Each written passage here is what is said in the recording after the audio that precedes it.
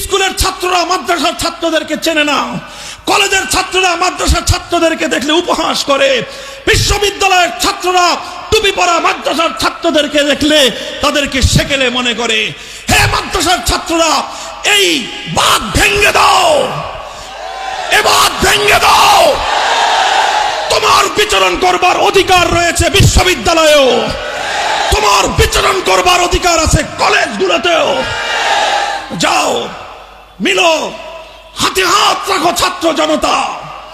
আলিয়া, কওমি মাদ্রাসা, বিশ্ববিদ্যালয়, college, school, সব ছাত্র নিজেদের মতো করে পাড়ায় পাড়ায়, মহল্লায় মহল্লায় আদর্শ প্রতিষ্ঠার দুর্গ করে তোলো তোমরা।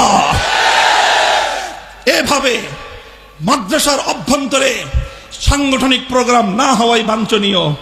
বিভিন্ন জায়গায় মসজিদ রয়েছে, পাড়ার মসজিদগুলোকে আপনারা কুক্ষিগত করে রাখবার চেষ্টা করবেন না।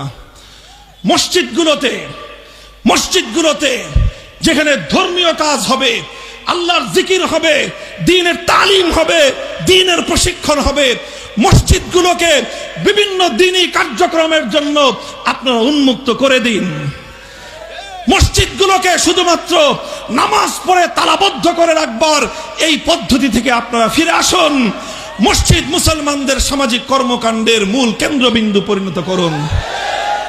বিভিন্ন ভাইরে বিভিন্নভাবে বিভিন্ন জায়গায় সংগঠিত হয়ে সাংগঠনিকভাবে সামনের দিকে অগ্রসর হও। ইনশাআল্লাহ এভাবে কার্যক্রম পরিচালনা করলে কোন শিক্ষা প্রতিষ্ঠানের অভ্যন্তরে দুটি ছাত্র সংগঠনের মধ্যে কোনোদিন বিরোধ দেখা দেওয়ার প্রশ্ন আসবে না।